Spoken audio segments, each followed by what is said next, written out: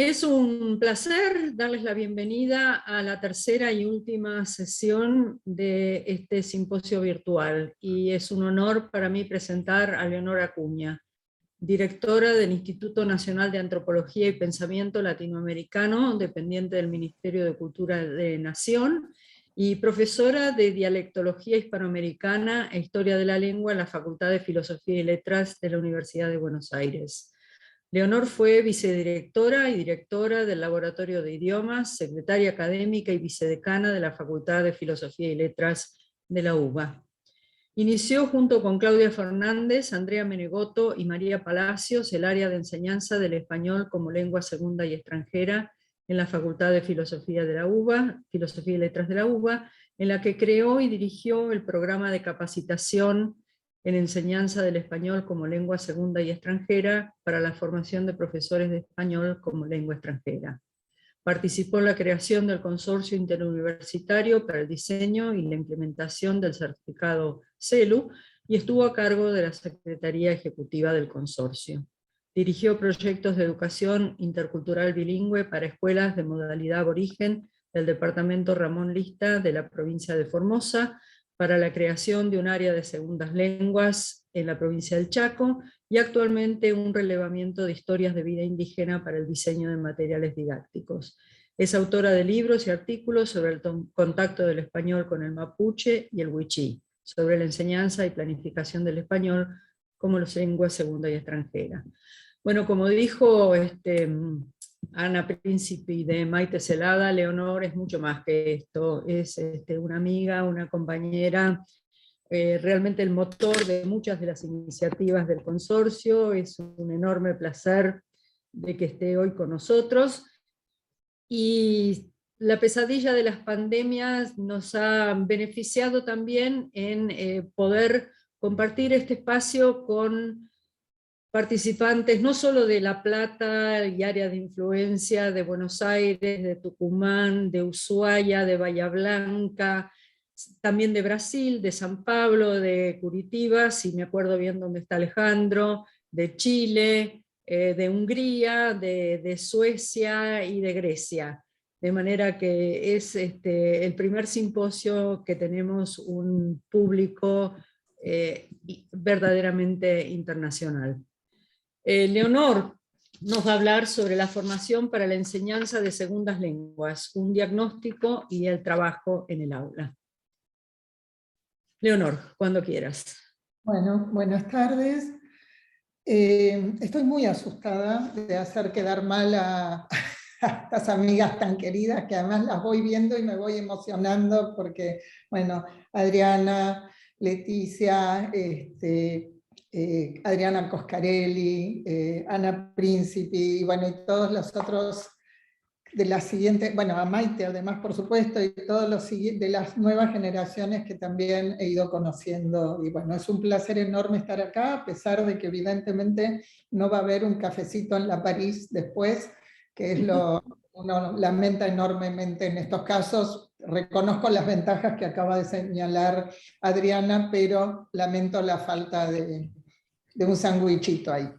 Bien. Ay, No hay sé, una noticia peor, la París cerró, Leo. Sí. no me digas eso, Te juro. para el final. Bueno, Perdón. casi viene de minuto de silencio esto, bueno. Tremendo.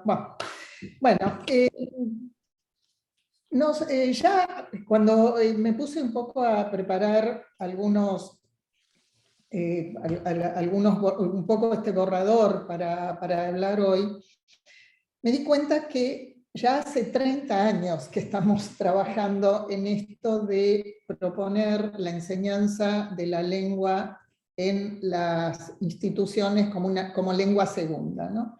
Hemos trabajado en Formosa, luego en el Chaco, y ahora vamos incluyendo dentro de esta perspectiva el trabajo que estuvimos haciendo en el Centro Universitario Devoto, o sea, para los alumnos presos en la cárcel de Devoto. Hemos incluido esta perspectiva en la que claramente de lo que estamos hablando es de pensar la lengua escolar, universitaria y académica como una segunda lengua, es decir, que implica que no estamos hablando solamente de los géneros académicos, sino que estamos hablando de una lengua que debe ser enseñada y que no es la lengua materna de nadie, ¿no?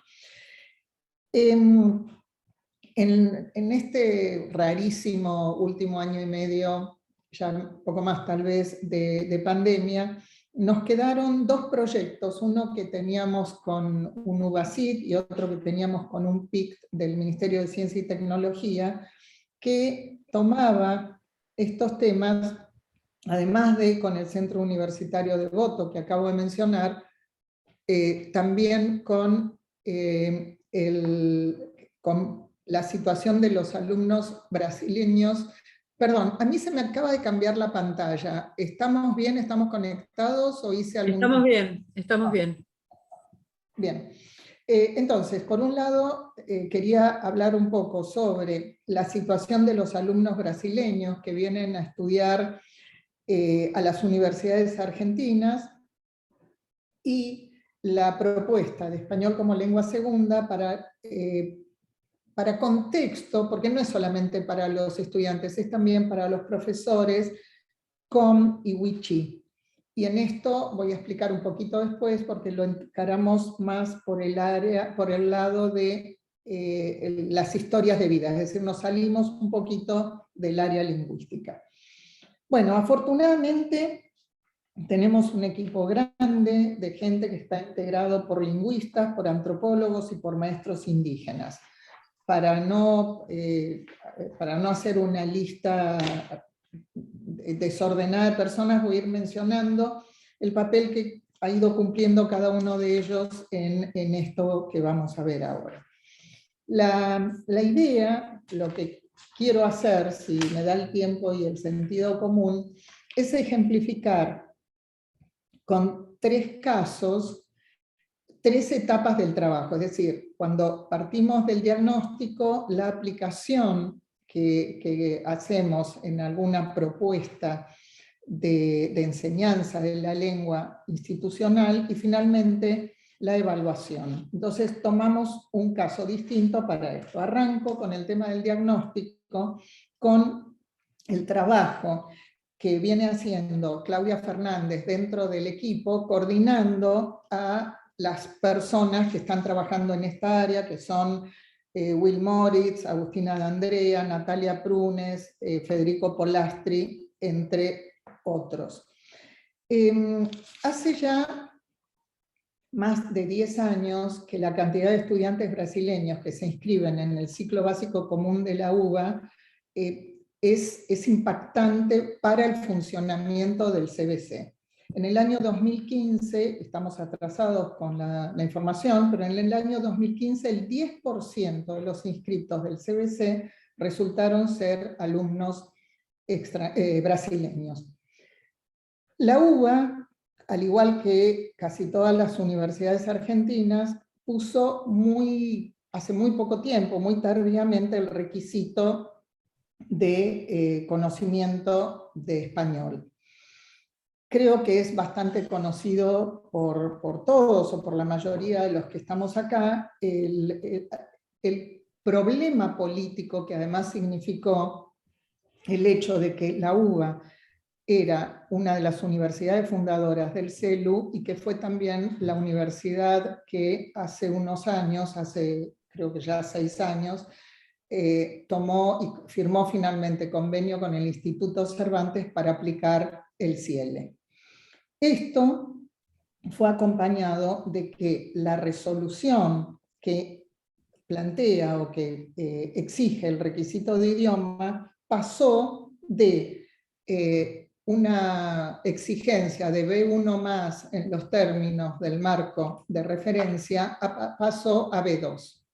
Esto no me voy a explayar hoy acá, pero es un tema crucial de desajuste entre los exámenes y también de exigencia, porque la distancia que hay entre un B1 más y un B2 es enorme y no son muchos las instituciones que enseñan español que pueden garantizar realmente la llegada o el alcance de ese nivel.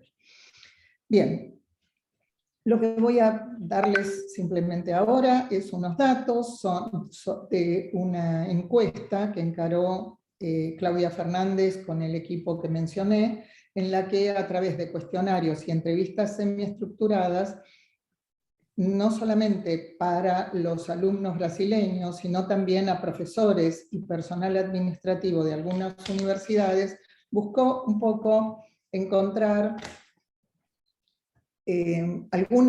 primero, bueno, un detalle de las condiciones en las que los alumnos brasileños se insertaban en nuestro sistema, sino también explicación para algunas cuestiones, como por ejemplo, por qué los alumnos brasileños vienen sin estudiar español.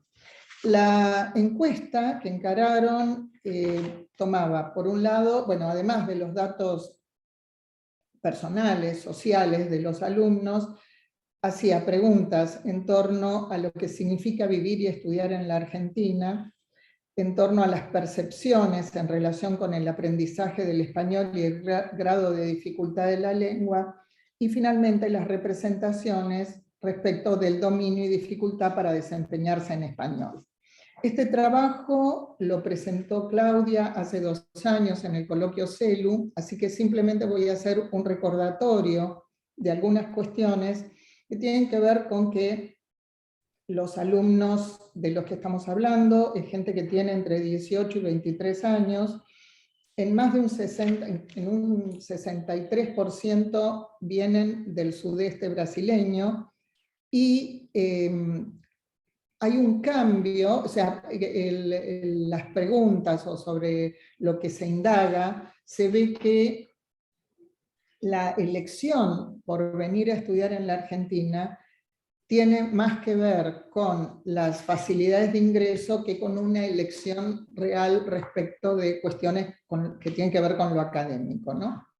Se produce también un cambio en la actitud de ellos cuando empiezan a tener que enfrentar la situación académica, porque ven que digamos, la lengua no tiene la transparencia que esperaban, y entre las dificultades que señalan fundamentalmente está las conjugaciones verbales. Pensaba en lo que estaba diciendo Maite respecto de los pasados en su charla. Luego viene la pronunciación. Estos dos temas, la conjugación verbal y la pronunciación, son como lo más importante. Un poco menos, en un 30% de respuestas, viene la cuestión de la redacción académica, la posición de los pronombres, luego la gramática en general y finalmente la ortografía. O sea que realmente si yo hubiera tenido que responder esto para el portugués, creo que hubiera puesto la ortografía más que en primer lugar, pero bueno.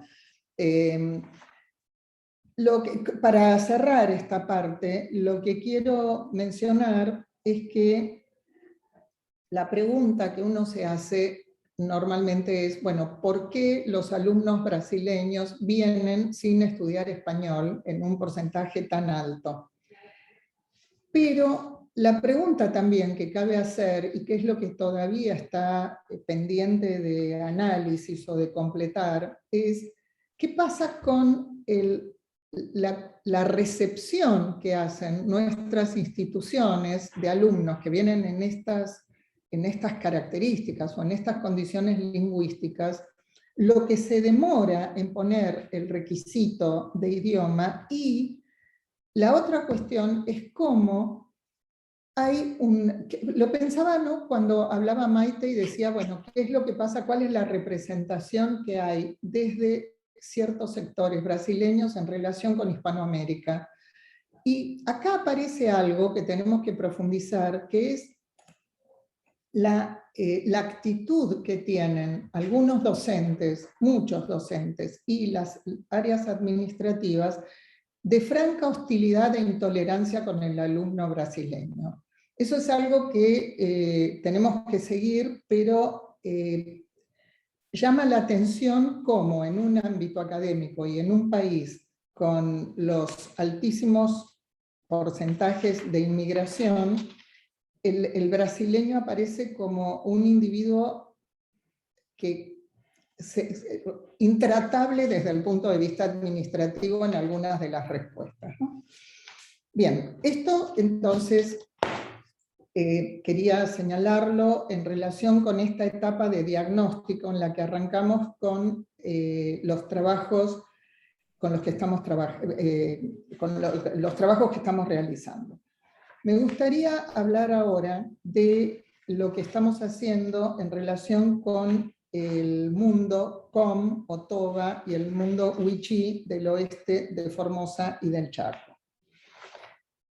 Uno de los temas que dificulta mucho el trabajo,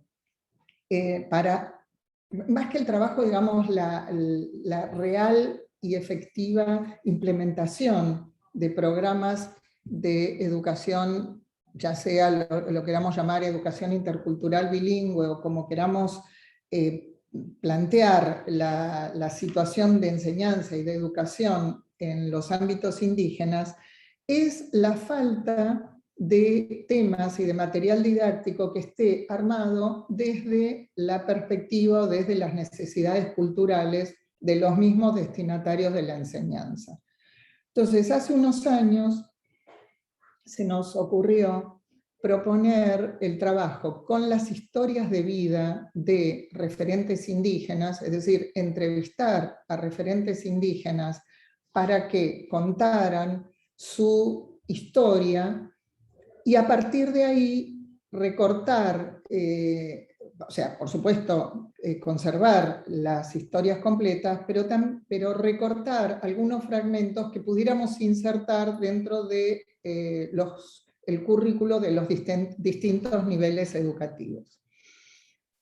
Una cosa que fue muy interesante es que nosotros cuando diseñamos el proyecto creímos que íbamos a poder reconstruir prácticamente la historia de la relación de los pueblos indígenas con lo que sería el proceso de institucionalización de nuestro país después de la independencia, con la memoria en la que estas personas estuvieran recordando a partir de sus abuelos y bisabuelos y la historia de la comunidad.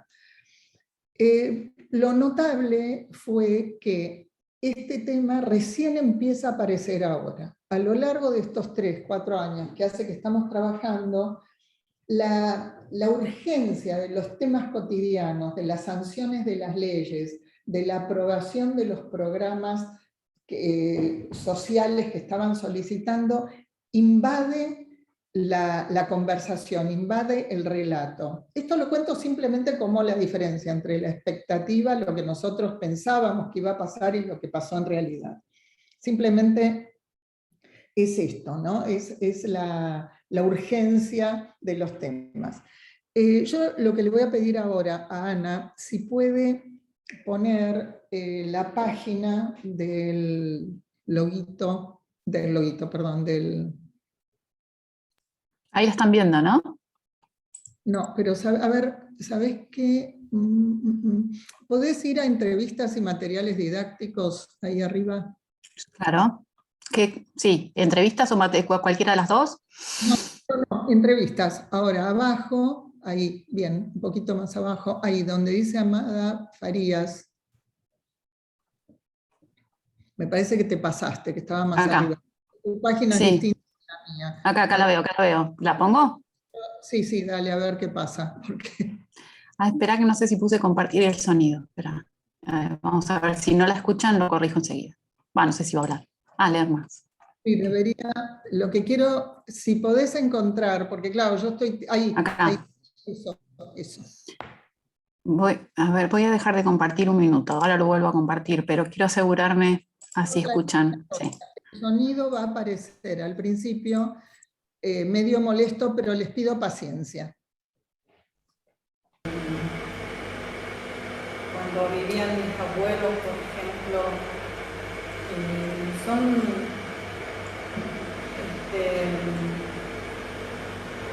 hay una vida que son muy diferentes en la actualidad porque anteriormente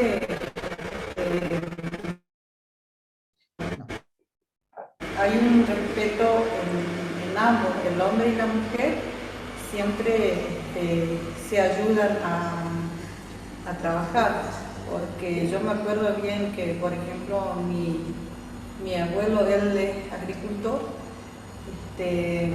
trabaja con unos caballos para la arada, en la siembra, en todo. Y mi abuela, ella, bueno, porque ellos son personas mayores que vivieron en la casa, en la pesca, en la recolección del fruto. Y mi abuela, ella se va, o sea que en la época del fruto del monte, ella siempre hace recolección de fruto. Por ejemplo, algarroba, mistol y chañar. Y lo demás, por ejemplo,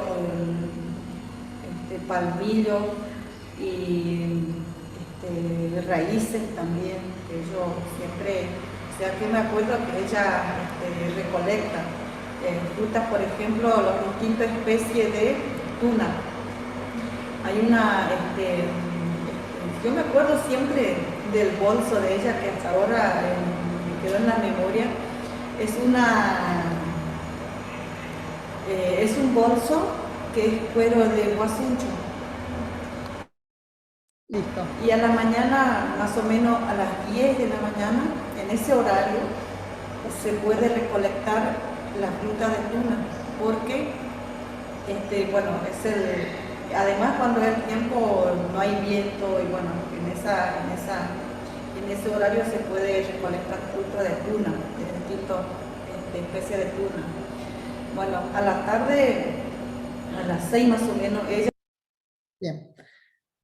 Bueno, ese fragmento de Amada Farías, que es una maestra COM que dirige una escuela en Villa Bermejito, la página que pudimos apenas ver un poquito es lo que estamos tratando de terminar en este momento para poder presentarla finalmente en sociedad. Ahí entonces aparece, los docentes tienen acceso a las entrevistas completas y también a estos recortes de entrevistas que están trabajados. Yo me meto ahora a compartir pantalla. Bueno, acá tenemos como una propuesta de fichas didácticas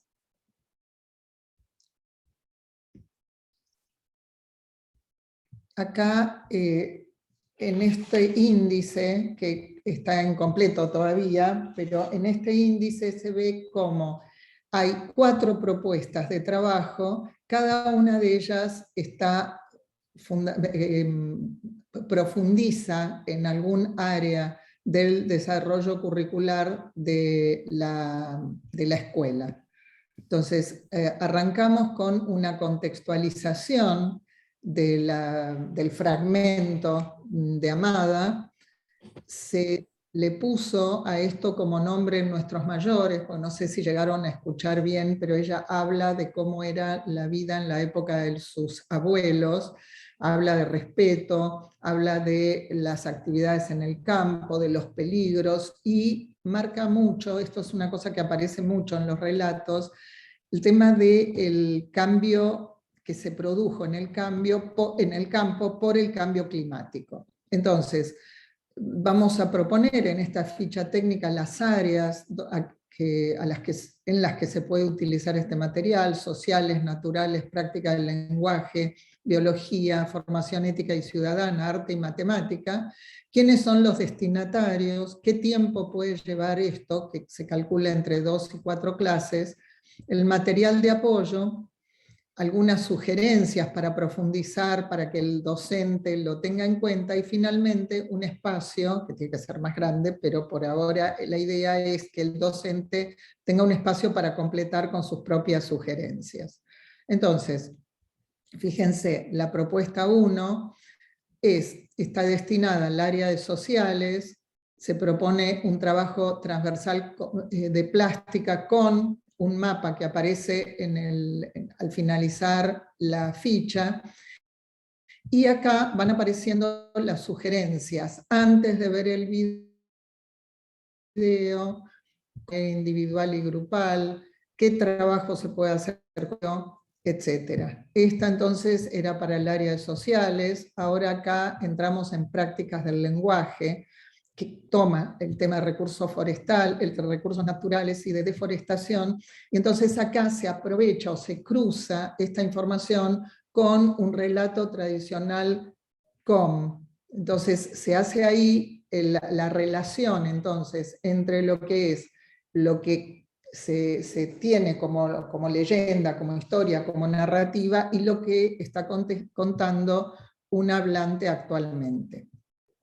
Después tenemos la propuesta 3, que tiene que ver con ciencias naturales, y también, bueno, no quiero aburrirlos con esto, pero acá se toca sobre todo el tema de la alimentación, y finalmente en la propuesta 4 retomamos el tema de prácticas del lenguaje, y acá va a profundizarse algunas cuestiones que tienen que ver con el uso de la lengua en el ámbito académico. Es decir, ciertos usos lingüísticos que aparecen en el relato de Amada, que tienen que ver con el uso del presente, con un valor de pasado que no es habitual en otras variedades. Entonces se reflexiona sobre el uso de los tiempos sin corregir eso. Esto es delicado, es difícil, pero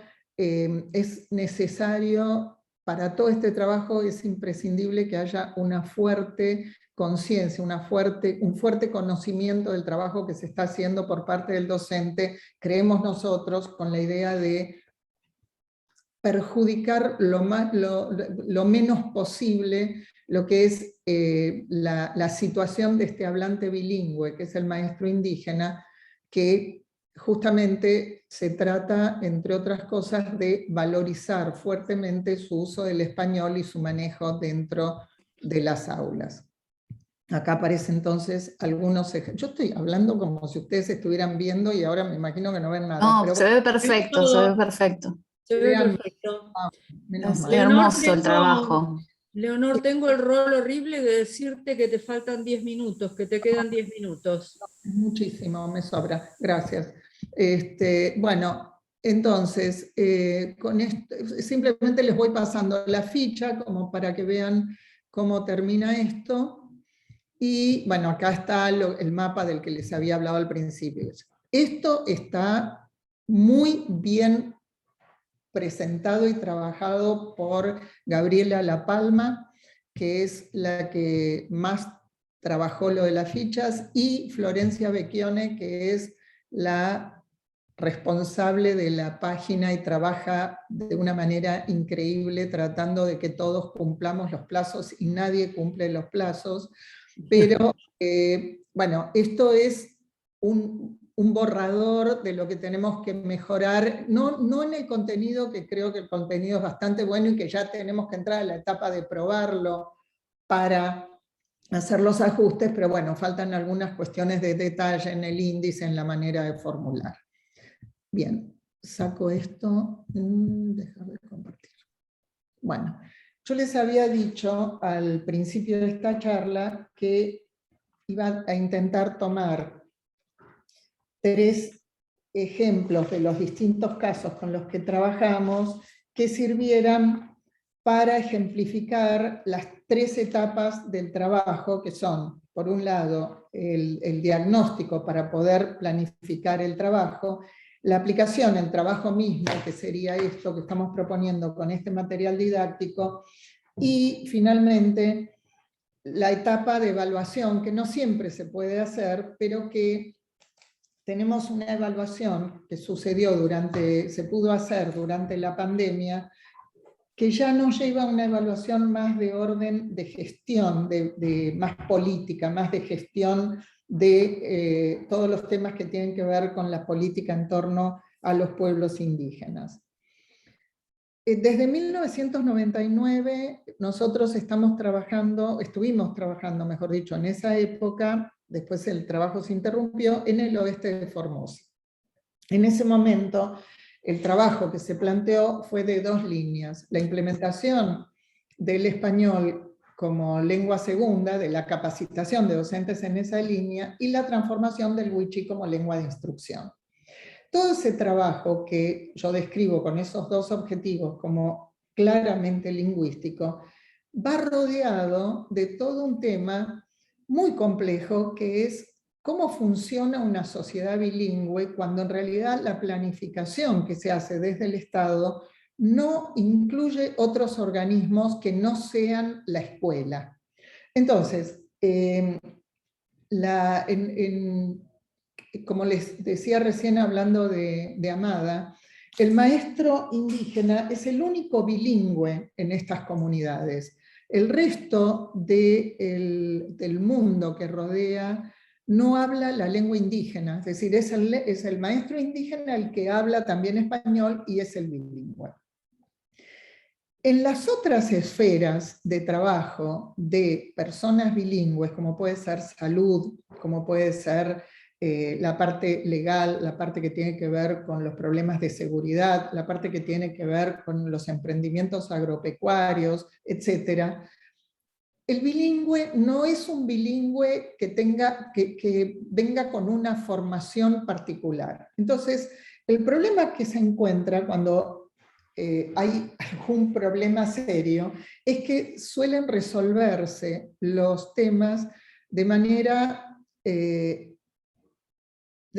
inapropiada, por decirlo de alguna manera. Durante la pandemia, en el oeste de Formosa, hubo un problema grave porque las comunidades indígenas no querían hisoparse, no dejaban hisoparse. Entonces, un maestro con el que venimos trabajando hace años, que es uno de los integrantes, además del equipo de trabajo, que es Osvaldo Segovia, con él estuvimos trabajando algunas cuestiones que tienen que ver con la mediación cultural. Por eso escuchaba con mucha atención la exposición de la colega en primer término, porque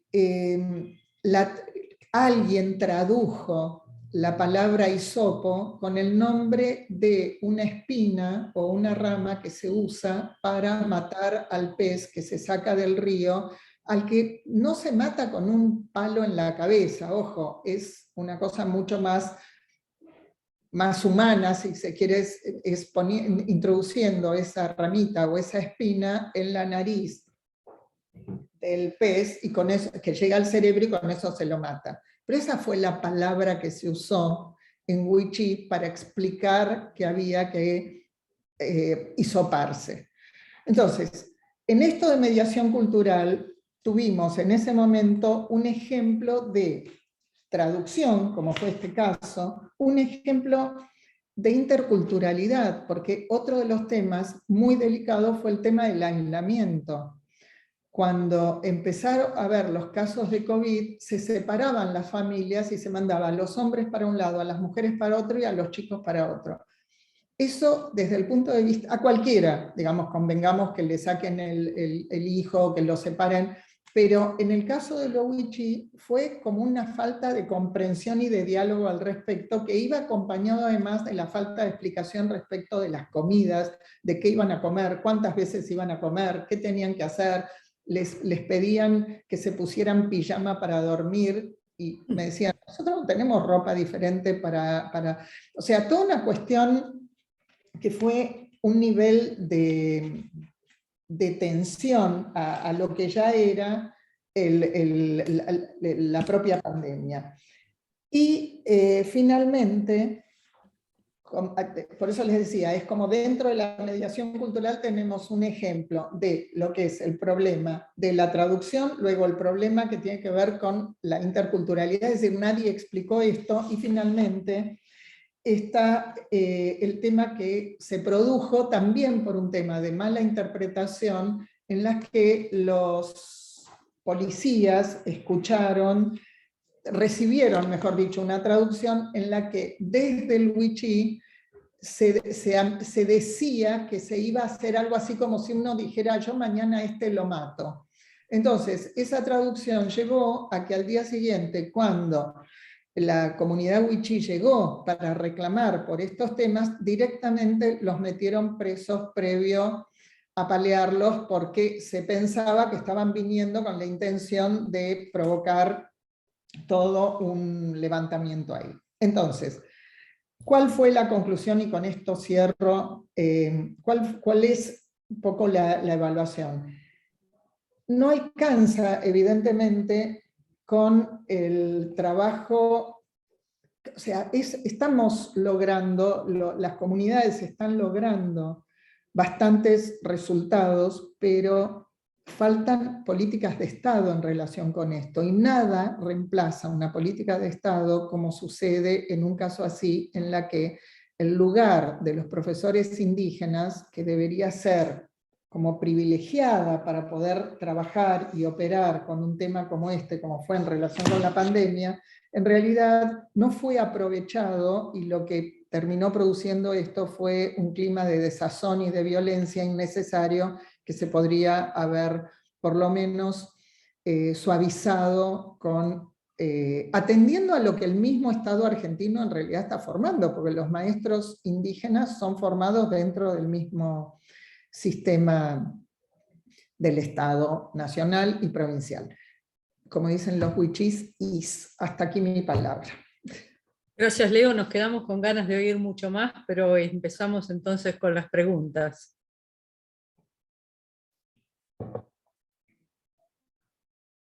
¿Hay preguntas? ¿Hay preguntas? Seguramente hay preguntas.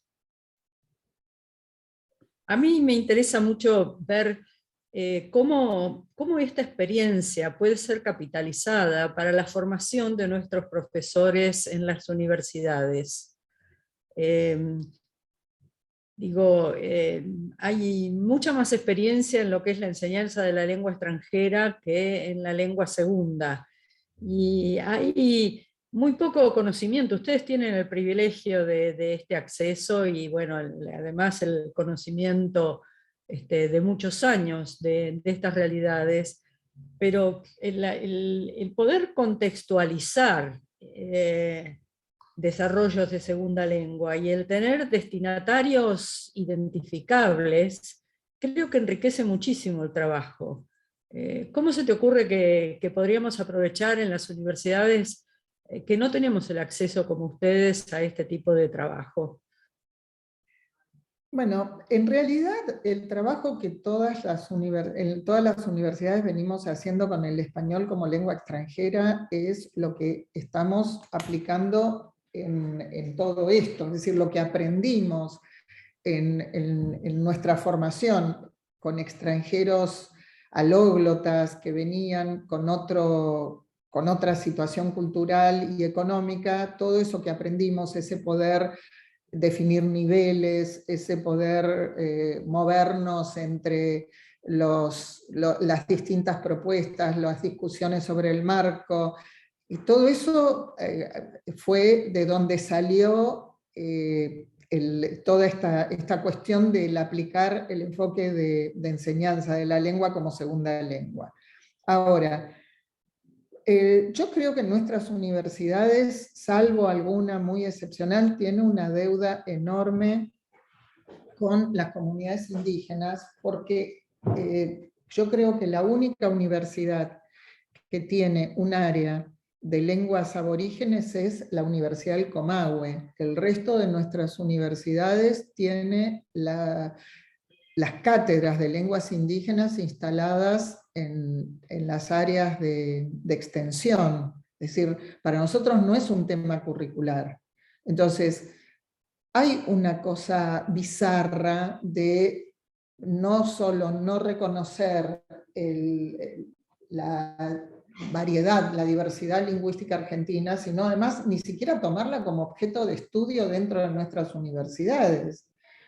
Entonces, después, bueno, vienen los otros problemas, que es la presencia de un alumno indígena dentro de la universidad.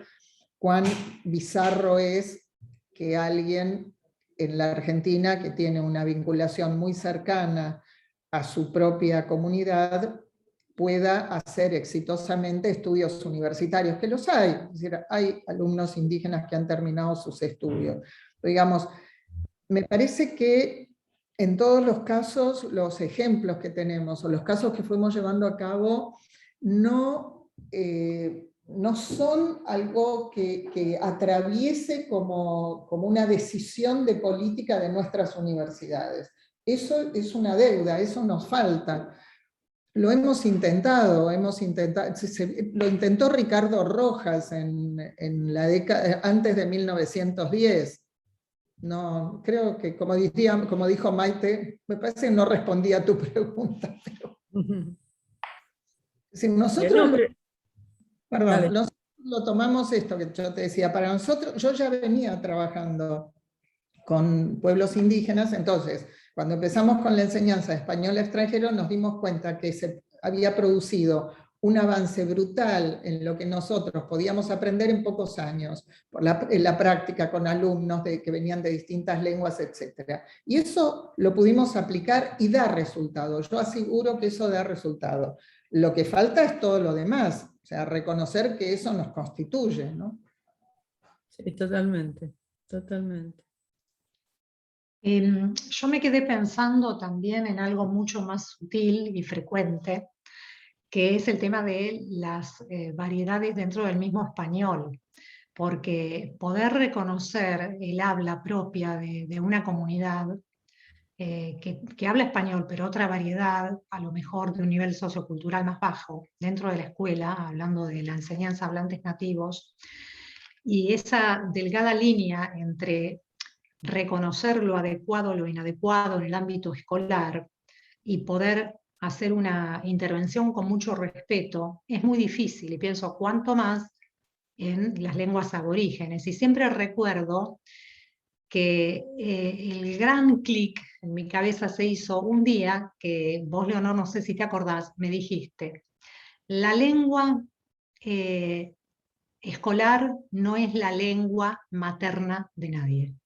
Seguro. Hablando de la enseñanza de español a hablantes nativos. Entonces me imagino qué complejo debe ser intervenir sin dañar cuestiones tan intrínsecas de cada pueblo, de cada cultura, ¿no? Sí, esto que planteaste tan sintética y claramente es algo que uno se plantea.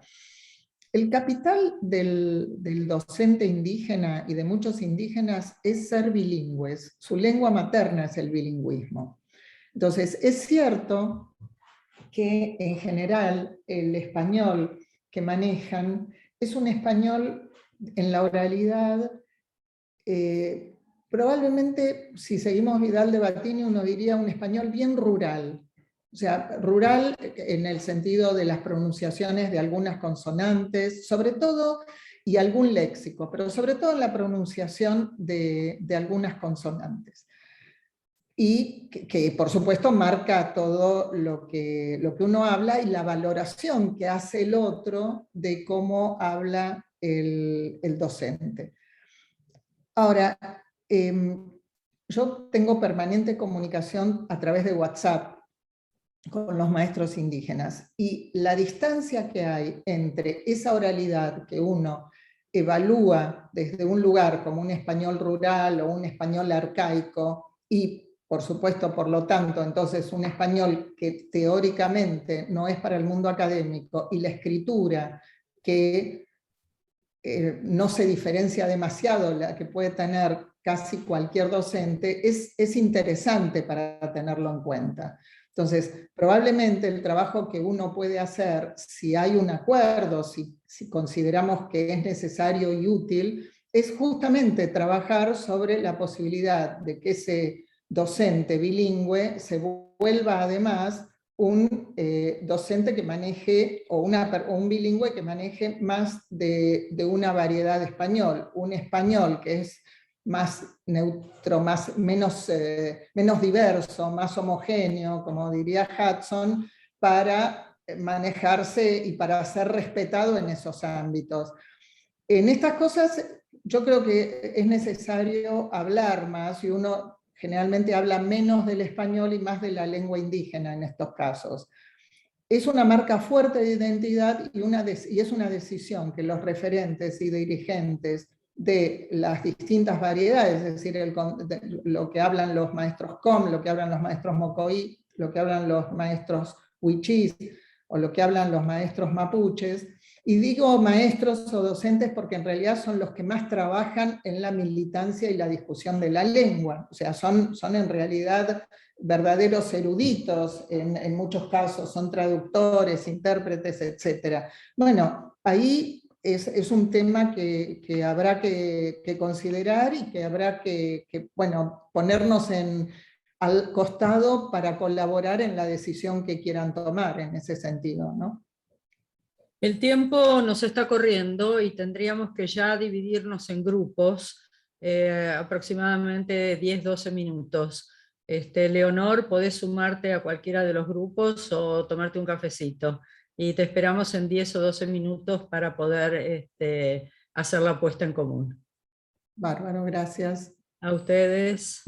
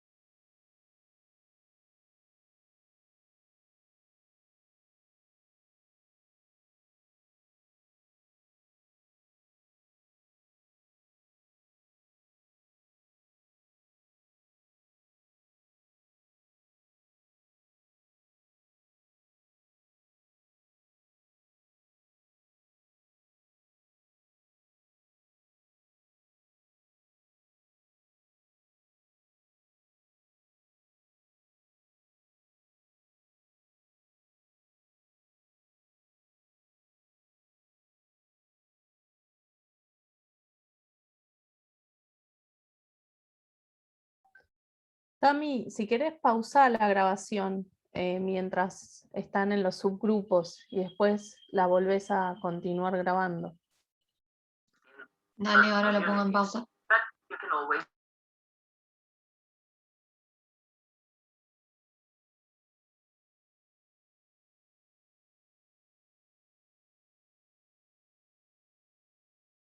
Se interesa más por el wichí que por el español, como una reivindicación de su identidad y como una forma de llegar a los chicos también, de que se interesen más por su propia lengua.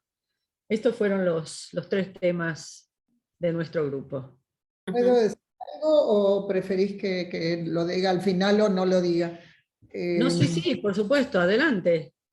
No, a ver, esto que ustedes dicen, lo de visibilizar en el ámbito académico, estoy totalmente de acuerdo, pero además es incomprensible que el ámbito académico no aproveche. Vos pensás que estamos formando lingüistas prácticamente sin ninguna lengua que no sea indoeuropea. O sea, te digo, pensalo desde el lado egoísta, o sea, no pienses desde el lado de las necesidades de las personas, pensalo desde el lado de las necesidades académicas. ¿Cuál es la explicación para que vos no aproveches, como se hace en la mayoría de las universidades en Estados Unidos o en Europa, para tener un departamento de lenguas no indoeuropeas? O sea, como lugares de investigación, y sería también, primero, mucho más para los alumnos, no sería el caso del investigador que va con subsidios, o sea, son investigaciones muy caras además, las que nosotros hacemos, si vos no aprovechás además que podrías tener 2 niveles, 3 niveles de quechua, de guaraní en la facultad, ¿no? En las facultades. Y bueno, después el daño a las personas, la representación, etc. Y bueno, nombraste a Josefa Ballena. Los Ballena son del oeste de Formosa y son una familia con unos talentos artísticos increíbles. Son traductores, cantantes, dibujantes, hacen unas cosas maravillosas. Son uno de los hermanos, Camilo Ballena, es un profesor, incluso un investigador, ha publicado varias cosas junto con Virginia Unamuno. Buenísimo. Ahí Cristina subió el link de la entrevista a Josefa Ballena, lo subió en el chat. Buenísimo. Grupo 2. ¿Quién era el grupo 2? Yo. Vos, Lo coordiné yo al 2. Bueno, en realidad se charlaron cosas muy diversas e interesantes. Primero, la necesidad de la formación de maestros y profesores, porque a lo sumo lo que se ve es alguna materia en sociolingüística, pero no la formación en lenguas aborígenes, ni un acercamiento, sino por el contrario, eso siempre queda por cuenta del estudiante o del maestro, del futuro maestro o profesor.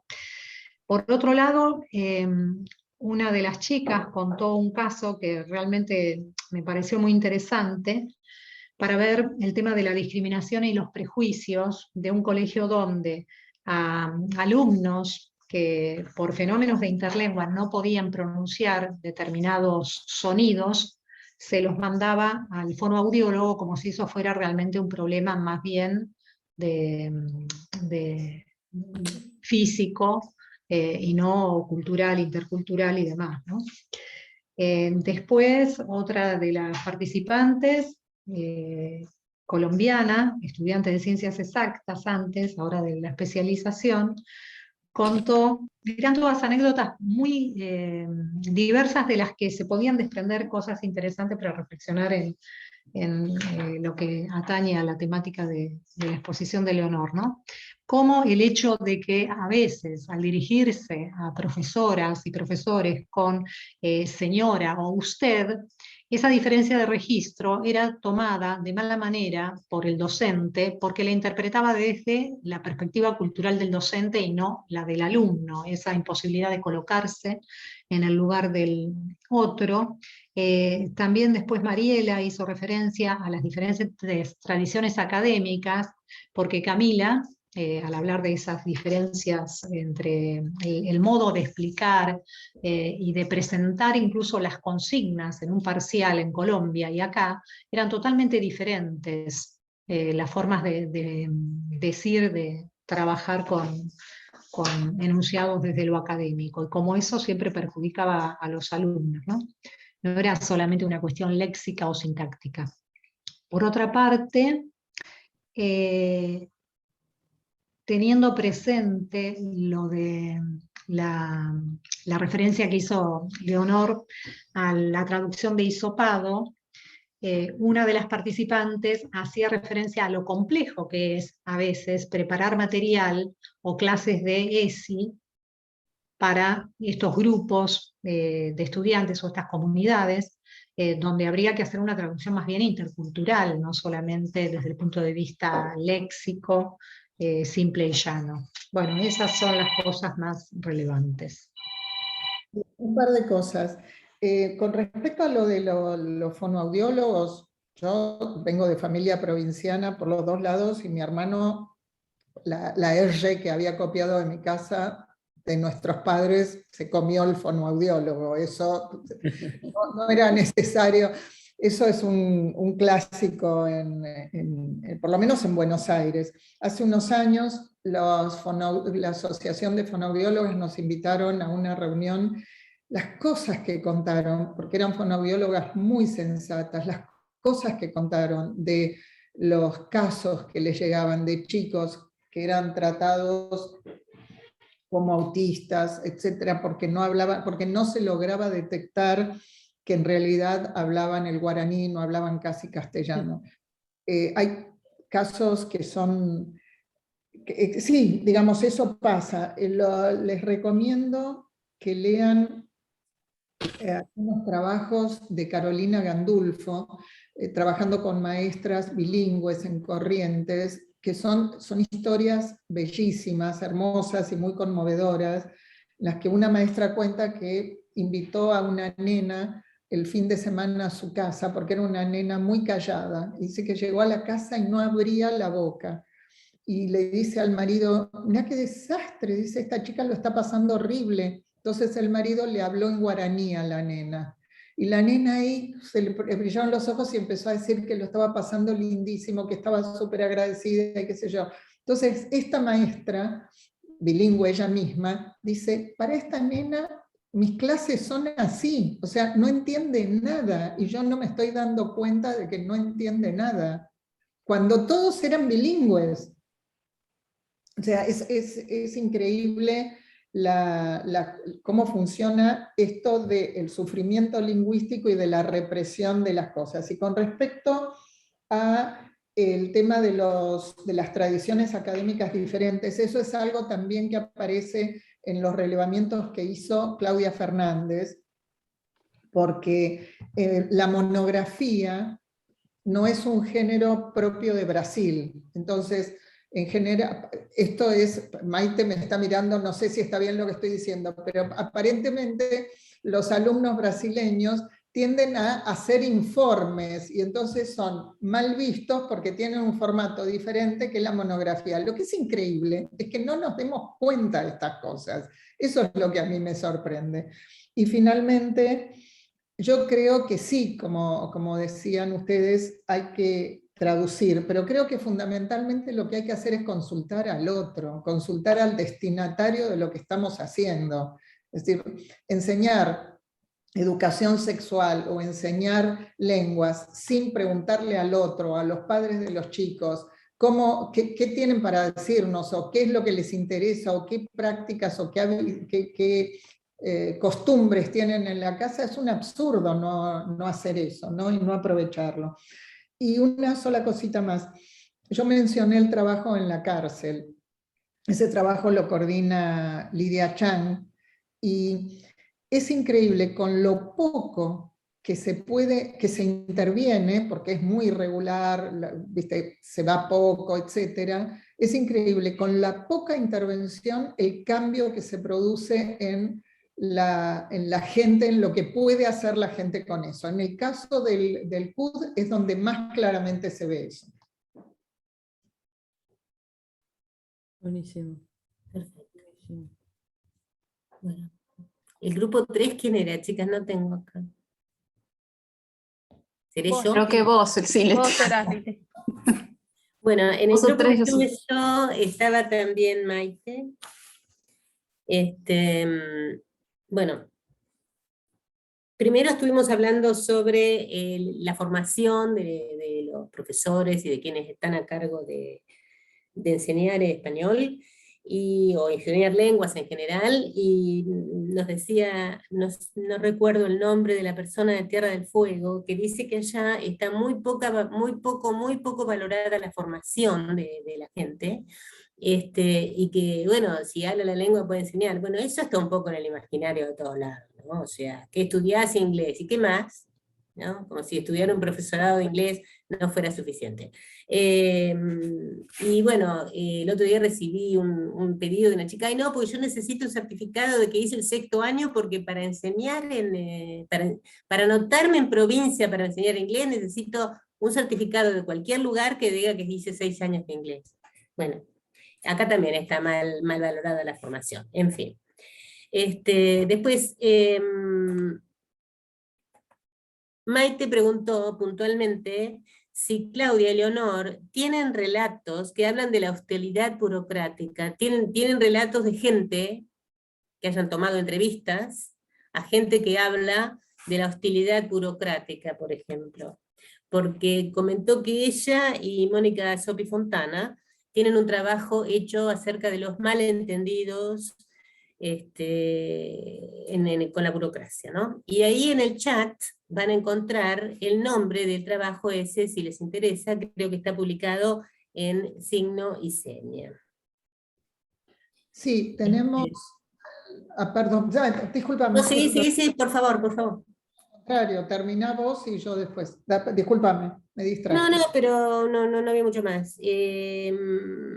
Alejandro dijo que le llama la atención cuando hay que hacer un reclamo, por ejemplo, porque Maite primero había comentado que un argentino ocupa con comodidad ser un sujeto de derecho e ir a hacer un reclamo, ¿no?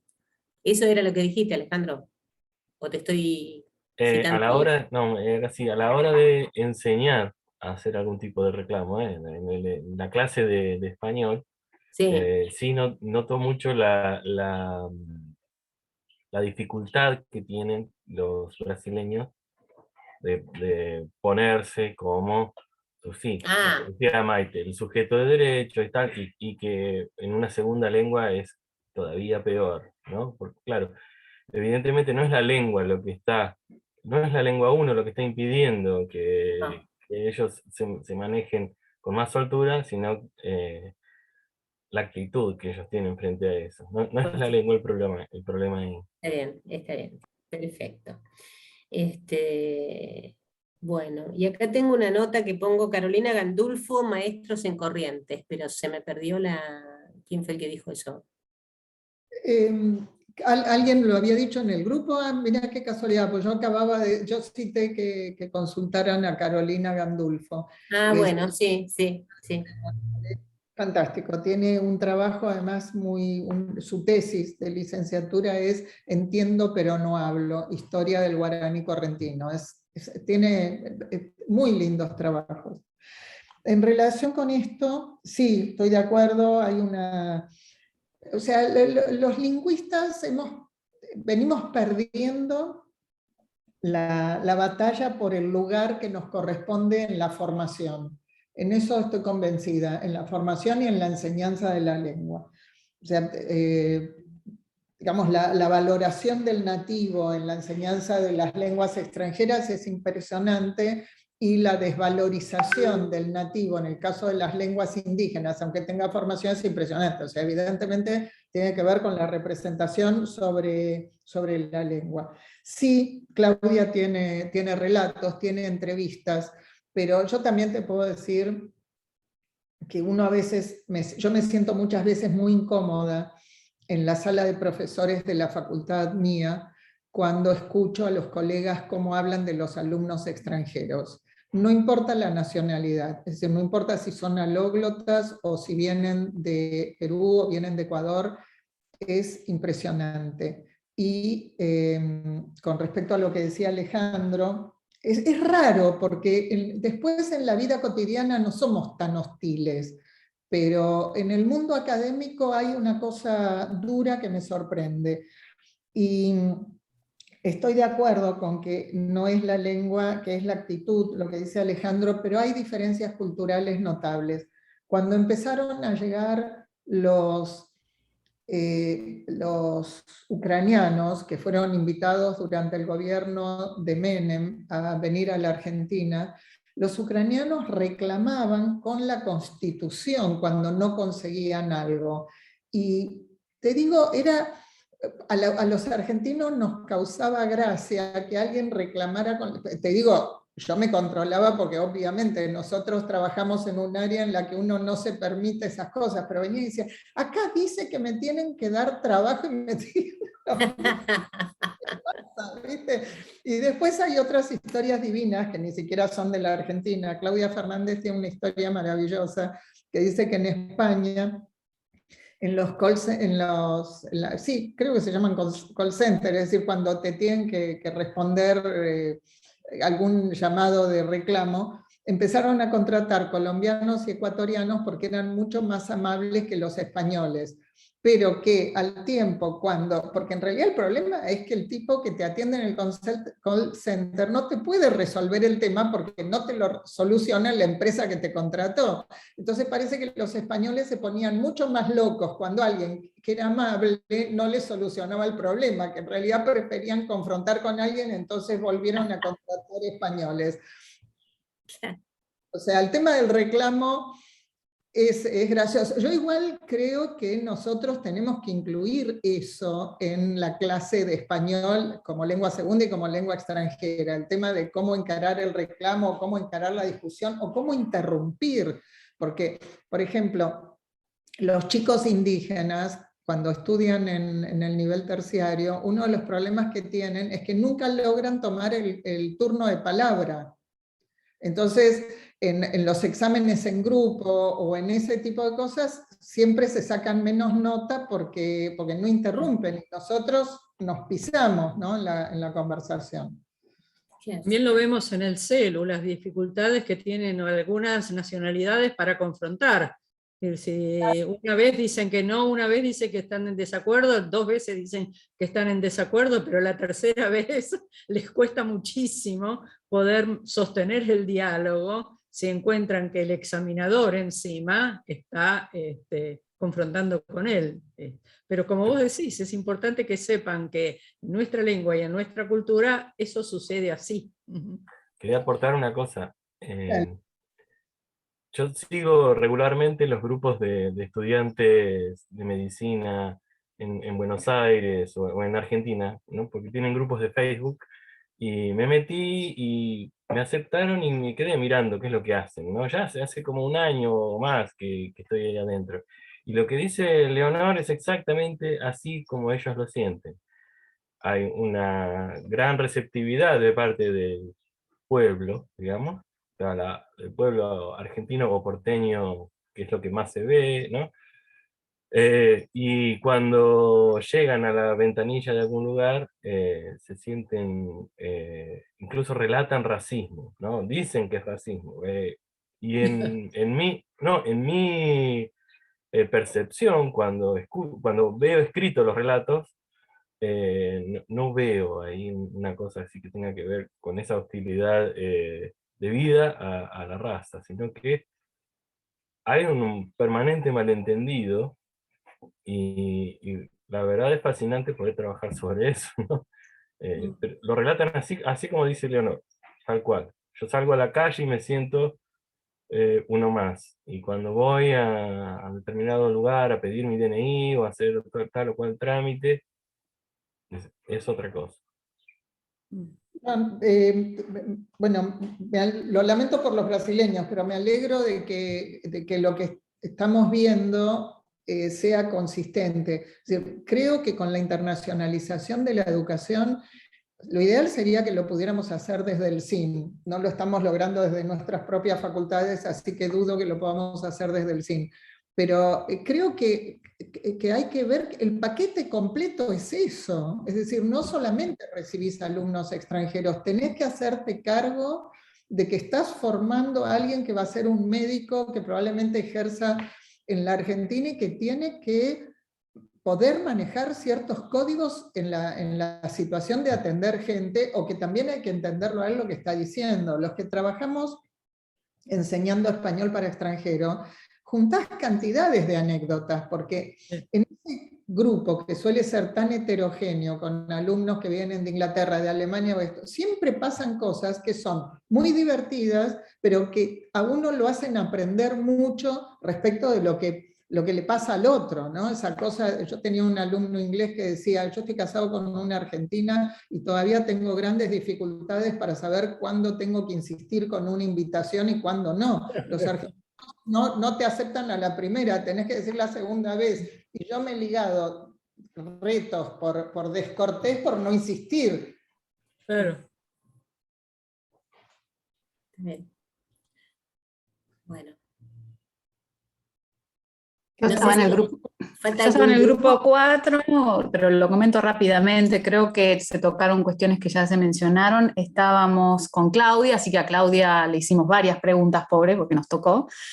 Claudia, Lucas, Ana Jalil, Georgina Claudia Fernández y Claudia Marambio, la colega de Chile. Bueno, es un pensar en conversación lo que ocurrió, ¿no? Como dice Rita Segato, es difícil sistematizarlo, fue muy interesante lo que surgió, se celebró la página Lenguas y Hablantes, que el género, historias de vida, nos pareció un interesantísimo input. Le preguntamos a Claudia si sabía cuándo se iban a terminar de armar los materiales, te lo preguntamos a vos, Leonor.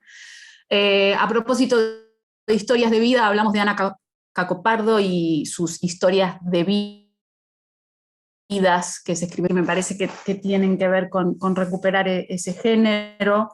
con el que tenemos cierta deuda, y usarlo para pensar secuencias didácticas de prácticas de lenguaje, pero también de las otras áreas.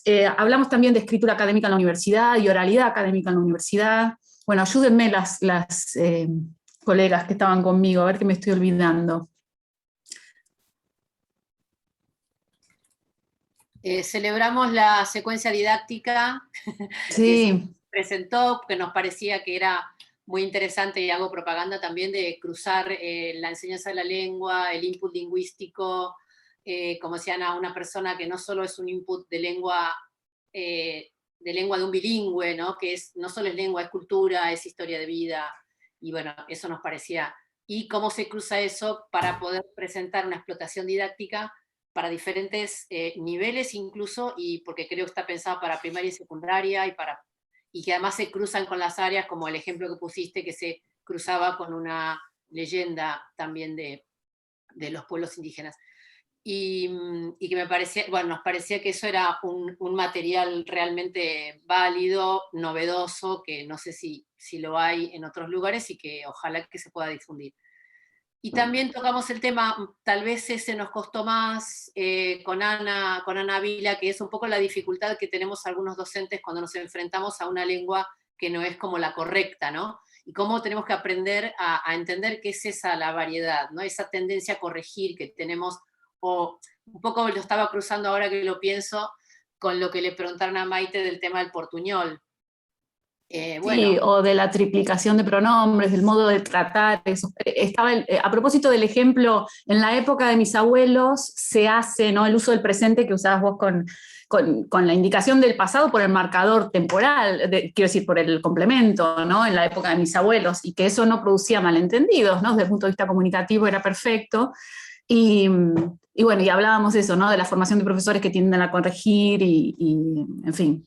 Y Claudia habló de la asimetría de dominios de lengua, ¿no? Uno no es bilingüe absoluto, ¿no? No tenemos el mismo dominio, y alguien que domina así la lengua española la está dominando muy bien, y de verdad no hay riesgo de malentendidos si está el complemento de tiempo en la época de mis abuelos. Ya está, ¿no? Se soluciona y es posible esa frase, y en ese contexto, que es un relato casi etnográfico, es absolutamente adecuado. No se puede hablar de inadecuación. Bueno. Sí, ¿qué pasa? ¿Qué materiales hay, Leonor? ¿Qué materiales hay para la enseñanza de las lenguas indígenas? ¿Hay material equivalente? A ver, por un lado está el tema de, hay material para el uso escolar de las lenguas indígenas. Se producen materiales que son muy lindos. No puedo evitar la palabra porque los dibujos son maravillosos. A ver, tengo uno acá que me llegó justo ayer, a ver si lo ven. Sí. Bueno, así son siempre los dibujos, y son maravillosos, ¿no? La manera de presentar, ¿ves? Mira, el palo borracho acá, este es de Salta. Hay material que hacen los mismos maestros indígenas para el uso escolar. Con respecto a la enseñanza de la lengua indígena, ahí creo que hay que tener en cuenta que los enfoques con los que venimos trabajando hace más de 30 años, con los enfoques más bien comunicativos, o sea, lo englobo en un enfoque comunicativo, eso prácticamente no aparece en el trabajo escolar con las lenguas indígenas, y eso, o sea, que tiene que ver sobre todo con el tema de revitalización de las lenguas, ¿no? Claro. Y eso creo que es un agujero grande, es algo en lo que sería importantísimo que nosotros como lingüistas colaboráramos. De hecho, es de todas las cosas que nosotros logramos hacer en el Chaco y en Formosa, es de lo que siento la mayor alegría, ¿no? Llegar un día a uno de los institutos y ver en el pizarrón que estaban escrito cuáles eran las funciones comunicativas que estaban graduando para trabajar con los chicos que no hablan toba, porque entran al instituto sin hablar toba, porque en las familias dejaron de de usarlo, y estaba organizado por competencias comunicativas. Yo ese día creí que me sentaba a llorar de emoción. Eso hace falta porque después la sensación de fracaso es enorme, porque pasa el tiempo. O sea, para mí los dos problemas más graves es la metodología, que es de traducción de listas de palabras, y el otro es la expectativa del bilingüe o del hablante de la lengua indígena completa y perfecta como se hablaba hace un siglo. Entonces, como eso, obviamente un adulto no llega a eso, no lo logra, y además tampoco hay un profesor que pueda acompañar eso, entonces siempre se dice no aprenden nada, no saben nada, etc. Entonces, ahí hay un lugar muy importante para nosotros para cumplir con eso. ¿Y hay interés entre los no indígenas en aprender las lenguas indígenas y en ser maestros bilingües? Mira, ahí se cruzan dos cosas. Sí hay interés, sí la persona que vive en la comunidad, yo creo que es tanto lo que nosotros tenemos el prejuicio que creemos que no hay ningún criollo que hable las lenguas indígenas, y creo que eso es un error. Creo que sí lo hablan, creo que sí se comunican, y además las parejas, los matrimonios de criollos existen, son permanentes, entonces es imposible que eso no suceda. Lo que pasa es que debe haber un mecanismo de ocultamiento o de subestimar el conocimiento, ¿no? O sea, si no lo sabes perfecto, lo que te decía antes, ¿no? Y me preguntaste otra cosa. Si hay interés entre los criollos en aprender las lenguas y en ser maestros bilingües. Claro, bueno, ese es el problema. Lo de ser maestro bilingüe, que un criollo, o sea, que un no indígena sea un maestro bilingüe, es un tema, porque un poco es percibido como nos está sacando el lugar. Y el otro tema es que eso además sucede el racismo es enorme, entonces es excepcional el maestro. Nosotros conocimos a un maestro que de hecho está entrevistado en el video que hicimos para el Oeste de Formosa, que se llama Palabras Cruzadas, y que está en YouTube. Este maestro era bilingüe porque venía del Paraguay, era bilingüe español-guaraní y había aprendido muchísimo wichí. Pero él no tenía la expectativa de sacarle el trabajo a un maestro wichí. O sea, a veces me pasó de estar ahí y ver a un chico no indígena que viene y dice, ¿yo por qué no puedo? Y si yo sé la lengua, o sea, hay una cosa que es evidentemente una mala intención que es percibida también por el maestro indígena. Y tengas en cuenta que estamos hablando de lugares, de zonas, donde los maestros indígenas a veces no son ni siquiera afiliados en los sindicatos comunes. Entonces, yo creo que los intereses existen, que las pulsiones de los individuos y con buena intención existe, pero uno no se imagina el nivel de enfrentamiento que hay en algunos lugares. Mucho por hacer. Mucho, y todo lindo. Eso es lo bueno. Hola, negra. No, se fue, bueno. Bueno, Leticia, me parece que es hora del cierre. Bueno, en realidad yo había pensado bueno, primero, felicitaciones a todo el mundo, gracias a todos, porque realmente salió todo muy, muy, muy bueno. Había pensado en decir, bueno, la pandemia nos obligó a hacer este encuentro así, entonces vamos a extrañar la presencialidad y todo lo demás. Y bueno, y a lo largo del encuentro me fui dando cuenta de que sí, la presencialidad la extrañamos, obvio, porque está buenísimo juntarse a tomar un cafecito, aunque no sea en la París, Leo, porque la París lamentablemente cerró, pero todo el provecho que le sacamos a este encuentro, no sé, me parece que fue fantástico, como dijo Adriana recién, gente de muchos lugares, de otros países, que si hubiese sido presencial, toda esa gente no hubiese podido venir. Hemos tenido una cantidad muy buena de asistentes, unos intercambios riquísimos entre todos, se complementaron muy bien las conferencias de las 3 invitadas, así que no tengo más que palabras de agradecimiento para todo el mundo, y bueno, y ojalá sigamos. Yo creo que esto va a inaugurar un modo, no digo que no hagamos más encuentros presenciales, ¿no? Por ahí cada tanto podemos hacer uno como para... Pero para comer o tomar café. Por supuesto, pero estos encuentros así me parecen espléndidos, porque dan la oportunidad, aparte de vernos, de juntarnos, aunque sea a la distancia, pero de intercambiar un montón de cosas que nos hacen muy bien. Así que en primer lugar, agradecer profundamente a las 3 conferencistas que inmediatamente que recibieron la invitación la aceptaron con todo gusto, y realmente muy generosa su participación y muy valiosa.